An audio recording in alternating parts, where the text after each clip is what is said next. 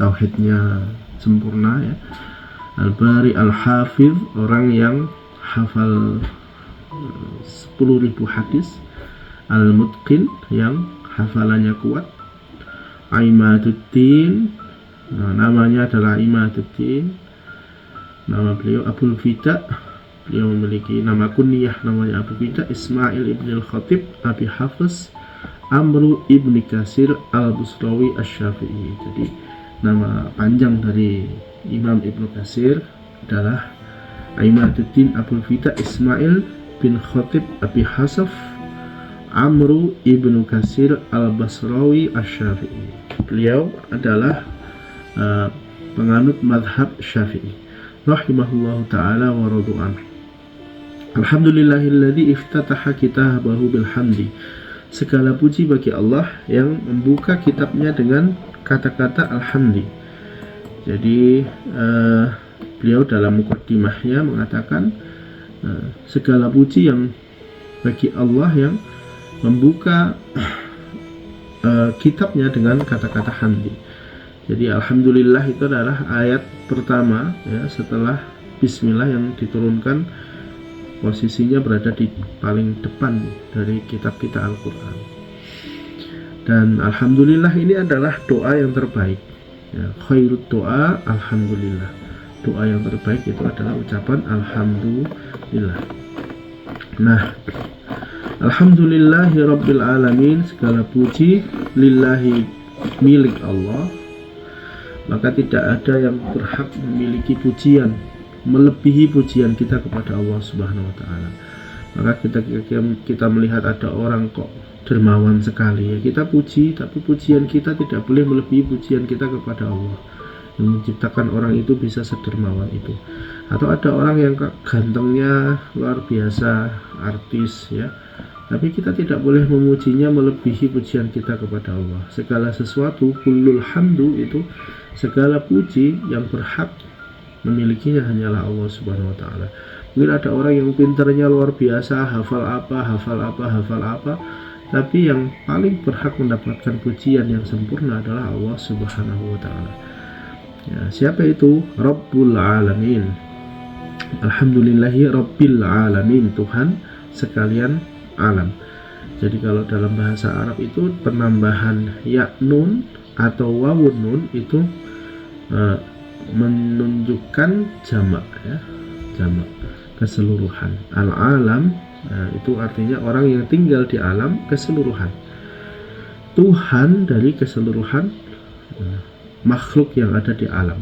Berarti tidak ada kecuali. Alam itu kan ya sekeliling kita semuanya, termasuk luar angkasa itu juga alam. Ar-Rahmanu, yang maha pengasih dunia akhirat. Ar-Rahim, yang maha pengasih di akhirat saja. Ini sering sekali saya sampaikan, kalau tidak ada sifat Rahman Allah, maka sekalinya kita bermaksiat, nikmat Allah akan dicabut. Tapi karena ada sifat Rahman dari Allah, kita sering bermaksiat, kadang-kadang sholatnya juga telat, kadang-kadang malah nggak sholat, itu pun masih dapat nikmat dari Allah. Kalau tidak ada sifat rahmannya Allah, hewan-hewan yang ada di ujung-ujung bumi ini tidak akan bisa bertahan hidup. Ini sifat rahman Allah. Maka kalau di pesantren itu biasanya memaknainya begini: Ar-Rahmanu, Gusti Allah kang duwe welas asih ing dalem donya akhirat. Jadi welas asihnya Gusti Allah itu ada di dunia dan akhirat. Sedangkan Ar-Rahim adalah kang duweni sifat welas asih ing dalam akhirat bloko. Maksudnya sifat Rahim itu adanya di akhirat, karena yang diberikan kepada orang-orang yang beriman saja. Sedangkan sifat Rahman itu di dunia masih ada. Orang yang gak sholat, orang yang tidak memeluk agama Islam, mungkin ibu-ibu yang tinggalnya di Hong Kong, mereka gak sholat, mereka gak ngaji, mereka nggak kenal sama Allah, tapi kok rezekinya banyak, ekonominya bagus. Sedangkan kita di Indonesia ini mayoritas muslim, orangnya saling menginjak ya toh, ekonominya nggak bagus-bagus, beras mahal, katanya ada El Nino, sudah ngimpor beras, berasnya malah buat bansos ya toh. beras tetap masih mahal. Itulah negeri kita. Right or wrong is our country.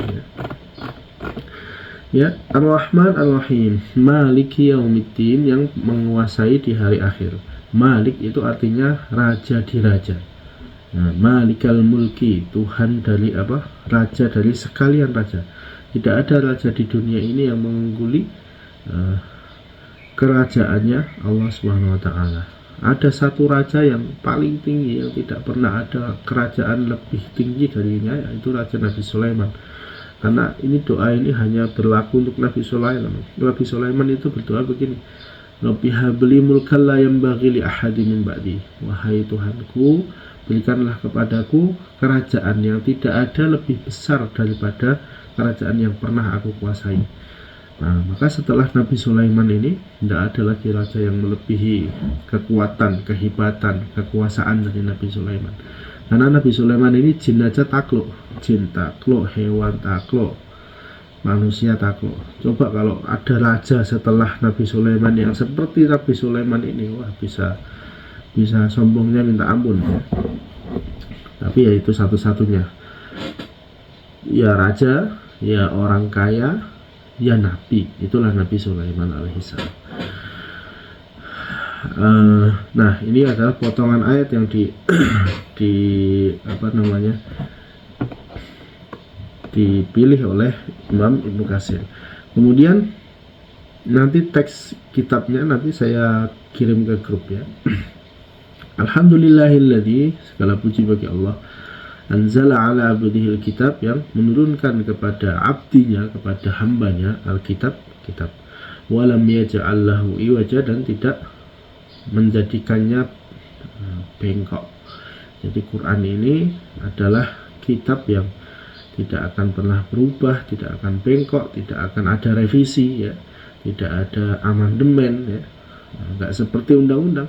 Konstitusi masih bisa diobok-obok ya, pakai mahkamah ya, diobok-obok. Undang-undang masih bisa diatur-atur bicaranya, karena itu aturan manusia.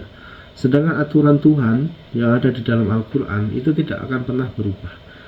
Dari dulu Al-Quran diturunkan sampai dengan saat ini, bahkan sampai hari kiamat nanti, Al-Quran tetap akan seperti itu. Adapun tafsirnya mungkin bisa, interpretasinya beda-beda. Beda zaman tentu beda tafsir ya.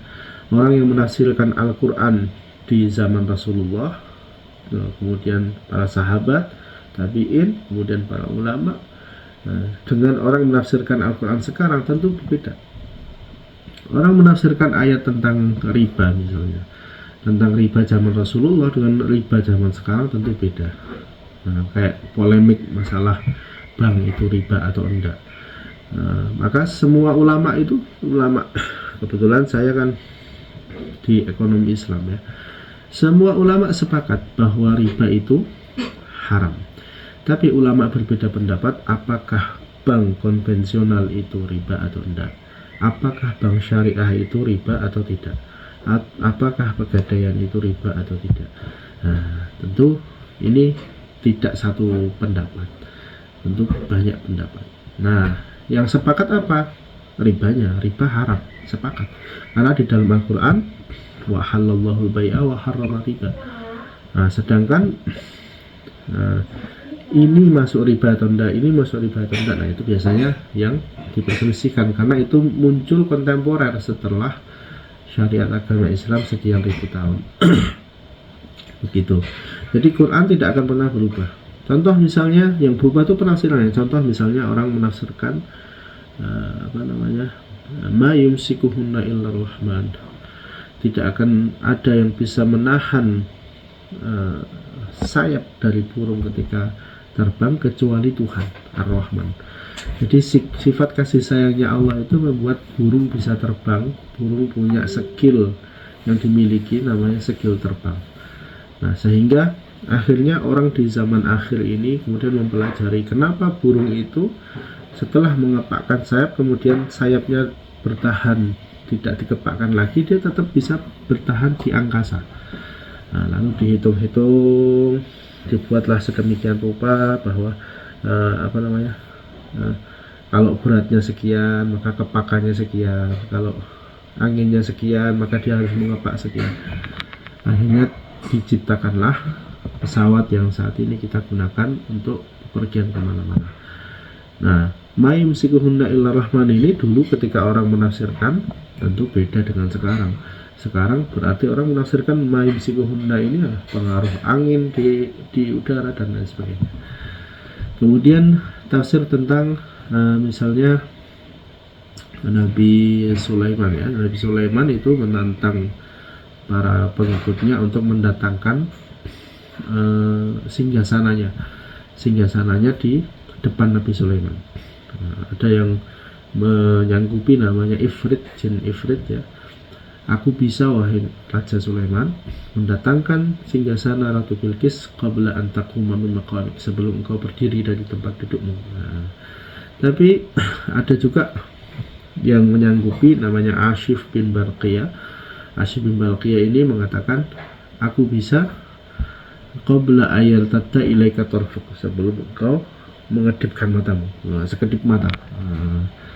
Itu kalau ditafsirkan zaman Imam Abu Fida Ibnu Katsir dengan sekarang tentu beda, karena sekarang sudah ada teknologi digital ya.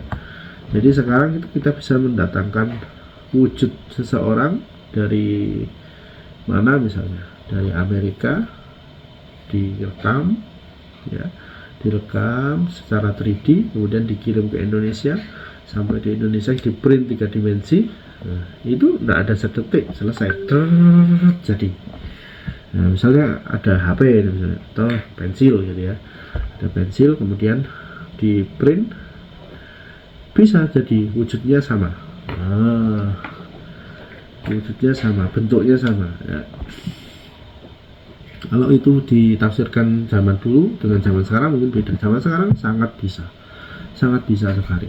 Bahkan sekarang sudah ada teknologi VR, virtual recognition ya, virtual reality, virtual reality. VR itu kita masuk ke dalam dimensi digital gitu ya, pakai alatnya, ada alatnya. Kemudian nanti kita seakan-akan merasakan itu tuh nyata gitu ya. Nah, mungkin Bapak Ibu yang pernah nyoba ya VR, nah, seakan-akan nyata, disentuh bisa.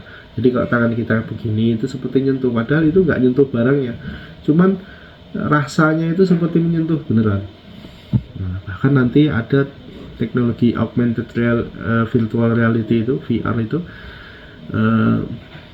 kita beli properti itu nggak hanya di dunia nyata, tapi dunia VR, dunia itu nanti juga kita butuh beli properti. Jadi kehidupan kita pindah ke situ.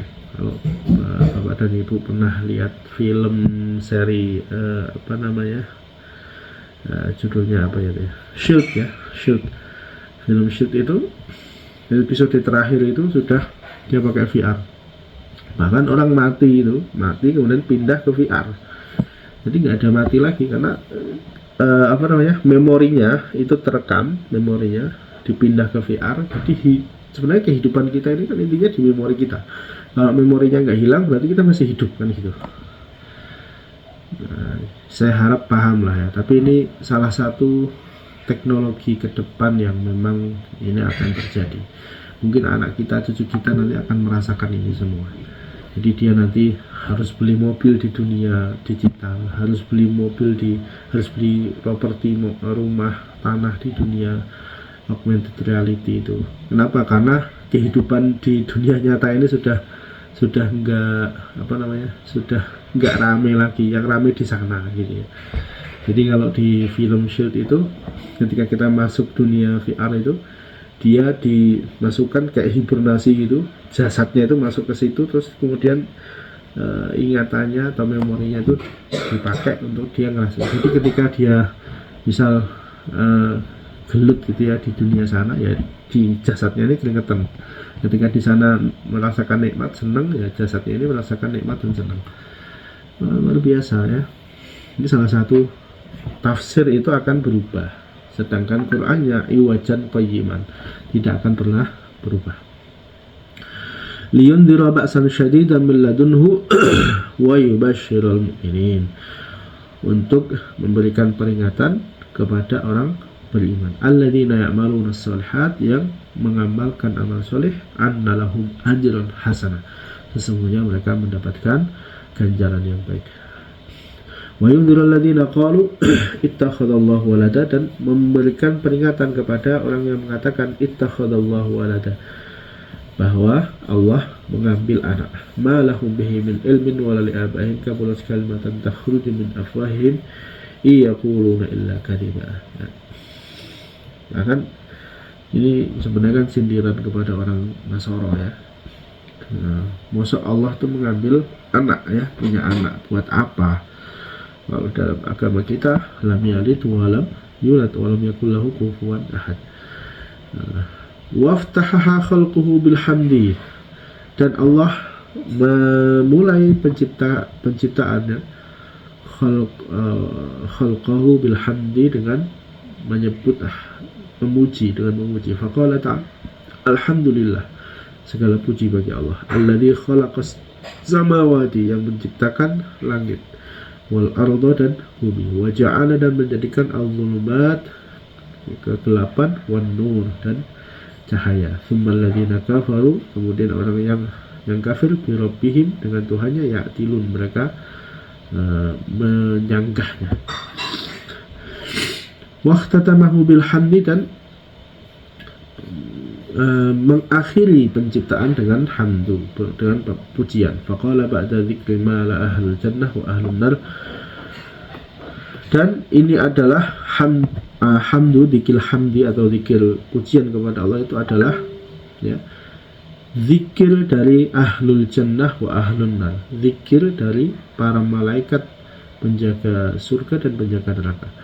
Wa taral malaikata hafina min hawlil arsy yusabbihun, dan engkau melihat malaikat hafina min hawlil arsy, mengelilingi arsy, yusabbihuna, mereka semuanya bertasbih, bihamdi rabbihim, dengan memuji Tuhannya, wa qudiya bainahum bil haqq, dan ditetapkan bagi mereka kebenaran, waqila, dan mereka mengatakan dan dikatakan alhamdulillahi rabbil alamin. Ini adalah salah satu zikir dari para malaikat.